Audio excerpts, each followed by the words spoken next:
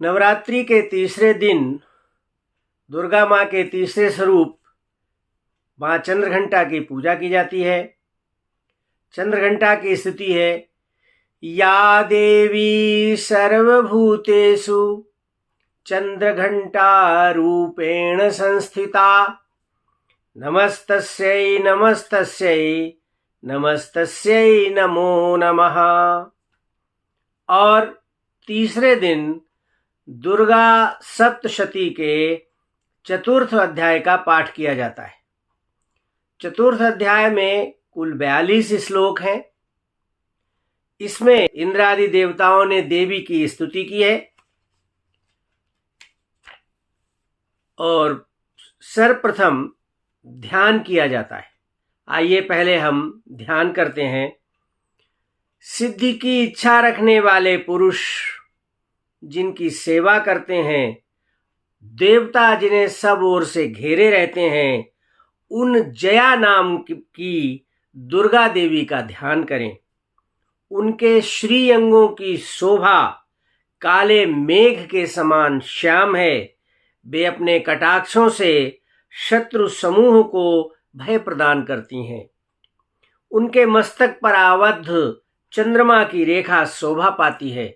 वे अपने हाथों में शंख, चक्र, कृपाण और त्रिशूल धारण करती हैं। उनके 3 नेत्र हैं। वे सिंह के कंधे पर विराजमान हैं और अपने तेज से तीनों लोकों को परिपूर्ण कर रही हैं। ओम ऋषिरुवाच। ऋषि कहते हैं, अत्यंत पराक्रमी दुरात्मा महिषासुर और उसकी दैत्य सेना के देवी के हाथ से मारे जाने पर इंद्र आदि देवता प्रणाम के लिए गर्दन और कंधे झुकाकर भगवती दुर्गा का उत्तम वचनों से स्तवन करने लगे। उस समय उनके सुंदर अंगों में अत्यंत हर्ष के कारण रोमांच हो आया था।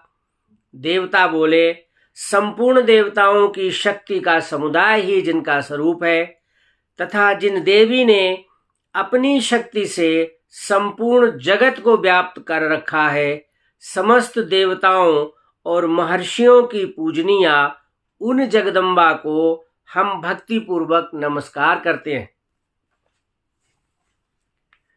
वे हम लोगों का कल्याण करें। जिनके अनुपम प्रभाव और बल का वर्णन करने में शेषनाग, ब्रह्मा जी और महादेव जी भी समर्थ नहीं हैं, वे भगवती चंडिका संपूर्ण जगत का पालन एवं अशुभ भय का नाश करने का विचार करें। जो पुण्यात्माओं के घरों में स्वयं लक्ष्मी रूप से, पापियों के यहाँ दरिद्रता रूप से, शुद्ध अंतःकरण वाले पुरुषों के यहाँ बुद्धि रूप से, सत्पुरुषों में श्रद्धा रूप से और कुलीन मनुष्यों में लज्जा रूप से निवास करती हैं, उन भगवती दुर्गा को हम नमस्कार करते हैं। हे देवी, आप संपूर्ण विश्व का पालन कीजिए।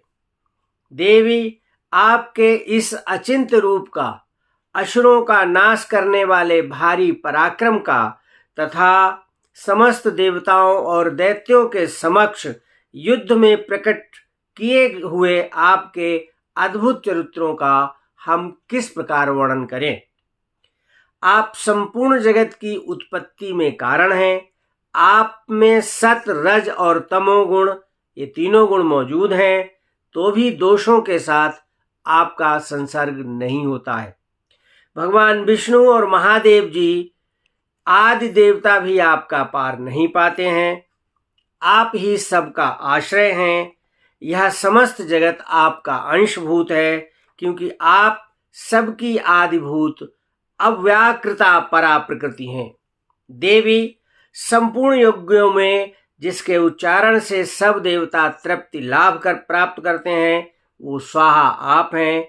आप पितरों को भी तृप्ति का कारण हैं, अतएव सब लोग आपको स्वधा भी कहते हैं। देवी, जो मोक्ष की प्राप्ति का साधन है, अचिंत्य महाव्रत स्वरूपा हैं, समस्त दोषों से रहित, जितेंद्रिय, तत्व को ही सार वस्तु मानने वाले और मोक्ष की अभिलाषा रखने वाले मुनिजन जिसका अभ्यास करते हैं, वह भगवती पराविद्या आप ही हैं। आप शब्द स्वरूपा हैं। अत्यंत निर्मल ऋग्वेद, यजुर्वेद तथा उद्गीत के मनोहर पदों के पाठ से युक्त सामवेद का भी आधार आप ही हैं। आप देवी त्रयी यानी कि तीनों वेद और भगवती यानी छहों ऐश्वर्यों से युक्त हैं। इस विश्व की उत्पत्ति एवं पालन के लिए आप ही खेती एवं आजीविका के रूप में प्रकट हुई हैं। आप संपूर्ण जगत की घोर पीड़ा का नाश करने वाली हैं। देवी, जिससे समस्त शास्त्रों का सार का ज्ञान होता है, वो मेधा शक्ति आप ही है। दुर्गम भवसागर से पार उतारने वाली नौका रूप दुर्गा देवी आप ही हैं। आपकी कहीं भी आसक्ति नहीं है। कैटभ के शत्रु भगवान विष्णु के बक्षस्थल में एकमात्र निवास करने वाली भगवती लक्ष्मी और भगवान चंद्रशेखर द्वारा सम्मानित गौरा देवी भी आप ही हैं। आपका मुख मंद मुस्कान से सुशोभित, निर्मल, पूर्ण चंद्रमा के बिंब का अनुकरण करने वाला और उत्तम सुवर्ण की मनोहर कांति से कमनीय है। तो भी उसे देखकर महिषासुर को क्रोध हुआ और सहसा उसने उस पर प्रहार कर दिया। यह बड़े आश्चर्य की बात है। देवी, वही मुख जब क्रोध से युक्त होने पर उदय काल के चंद्रमा की भांति लाल और तनी हुई भुवों के कारण विकराल हो उठा, तब उसे देखकर जो महिषासुर के प्राण तुरंत नहीं निकल गए, यह उससे भी बढ़कर आश्चर्य की बात है। क्योंकि क्रोध में भरे हुए यमराज को देखकर भला कौन जीवित रह सकता है। देवी, आप प्रसन्न हो।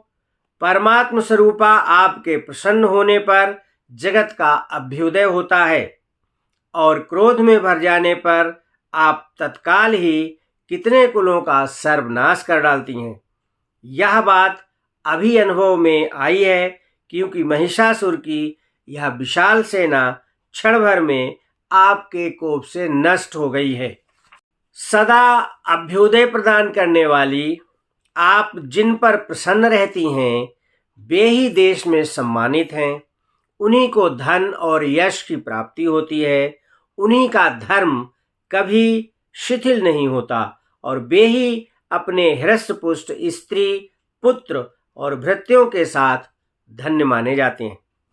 देवी, आपकी ही कृपा से पुण्यात्मा पुरुष प्रतिदिन अत्यंत श्रद्धापूर्वक सदा सब प्रकार के धर्मानुकूल कर्म करते हैं और उसके प्रभाव से स्वर्गलोक में जाते हैं। इसलिए आप तीनों लोकों में निश्चय ही मनोवांछित फल देने वाली हैं। माँ दुर्गे, आप स्मरण करने पर सब प्राणियों का भय हर लेती हैं और स्वस्थ पुरुषों द्वारा चिंतन करने पर उन्हें परम कल्याणमयी बुद्धि प्रदान करती हैं। दुख, दरिद्रता और भय हरने वाली देवी, आपके सिवा दूसरी कौन है जिसका चित्त सबका उपकार करने के लिए सदा ही दयाद्र रहता हो। देवी, इन राक्षसों के मारने से संसार को सुख मिले तथा ये राक्षस चिरकाल तक नरक में रहने के लिए भले ही पाप करते रहे हों, इस समय संग्राम में मृत्यु को प्राप्त होकर स्वर्गलोक में जाएं। निश्चय ही यही सोचकर आप शत्रुओं का वध करती हैं। आप शत्रुओं पर शस्त्रों का प्रहार क्यों करती हैं? समस्त असुरों को दृष्टिपात मात्र से ही भस्म क्यों नहीं कर देती? इसमें एक रहस्य है। ये शत्रु भी हमारे शस्त्रों से पवित्र होकर उत्तम लोकों में जाएं। इस प्रकार उनके प्रति भी आपका विचार अत्यंत उत्तम रहता है। खड्ग के तेज पुंज की भयंकर दीप्ति से और आपके त्रिशूल के अग्रभाग की घनीभूत प्रभा से चौंधियाकर जो असुरों की आंखें फूट नहीं गईं, उसमें कारण यही था कि वे मनोहर रश्मियों से युक्त चंद्रमा के समान आनंद प्रदान करने वाले आपके इस सुंदर मुख का दर्शन करते थे। देवी आपका शील दुराचारियों के बुरे वर्ताव को दूर करने वाला है।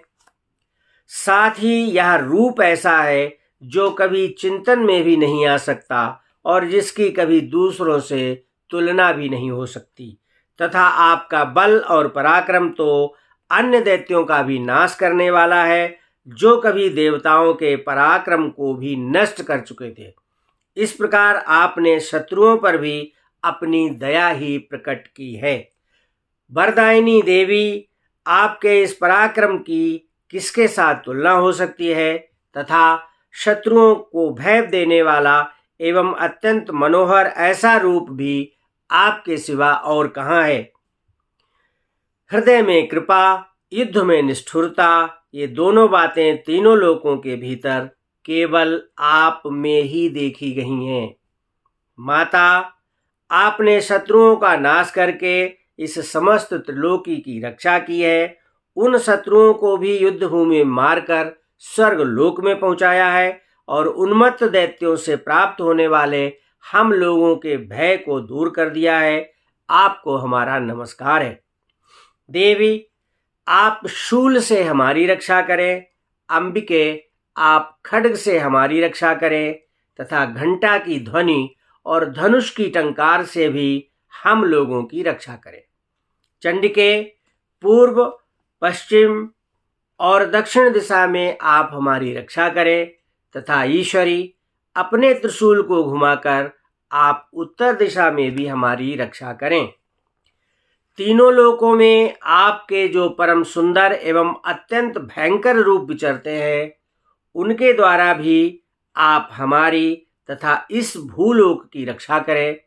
अंबिके, आपके कर पल्लवों में शोभा पाने वाले खड्ग, शूल और गदा आदि जो जो अस्त्र हों, उन सब के द्वारा आप सब ओर से हम लोगों की रक्षा करें। ऋषि कहते हैं, इस प्रकार जब देवताओं ने जगन्माता दुर्गा की स्तुति की और नंदनवन के दिव्य पुष्पों एवं गंध चंदन आदि के द्वारा उनका पूजन किया, फिर सबने मिलकर जब भक्ति पूर्वक दिव्य धूपों की सुगंध निवेदन की, तब देवी ने प्रसन्न वदन होकर प्रणाम करते हुए सब देवताओं से कहा। देवी बोली, देवताओं, तुम सब लोग मुझसे जिस वस्तु की अभिलाषा रखते हो उसे मांगो।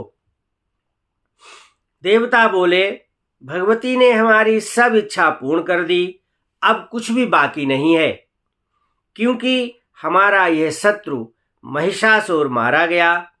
महेश्वरी, इतने पर भी यदि आप हमें और वर देना चाहती हैं, तो हम जब जब आपका स्मरण करें, तब तब आप दर्शन देकर हम लोगों के महान संकट दूर कर दिया करें तथा प्रसन्नमुखी अंबिके, जो मनुष्य इन स्तोत्रों द्वारा आपकी स्तुति करे, उसे वित्त, समृद्धि और वैभव देने के साथ ही उसकी धन और स्त्री आदि संपत्ति को बढ़ाने के लिए आप सदैव हम पर प्रसन्न रहे। ऋषि कहते हैं, राजन, देवताओं ने जब अपने तथा जगत के कल्याण के लिए भद्रकाली को जब इस प्रकार प्रसन्न किया, तब वे तथास्तु कहकर वहीं अंतर्ध्यान हो गईं।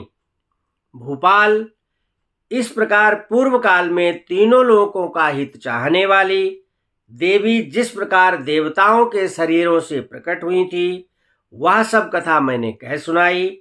अब पुनः देवताओं का उपकार करने वाली वे देवी दुष्ट दैत्यों तथा शुंभ और निशुंभ का वध करने एवं सब लोकों की रक्षा करने के लिए गौरी देवी के शरीर से जिस प्रकार प्रकट हुई थी, वह सब प्रसंग मेरे मुंह से सुनो।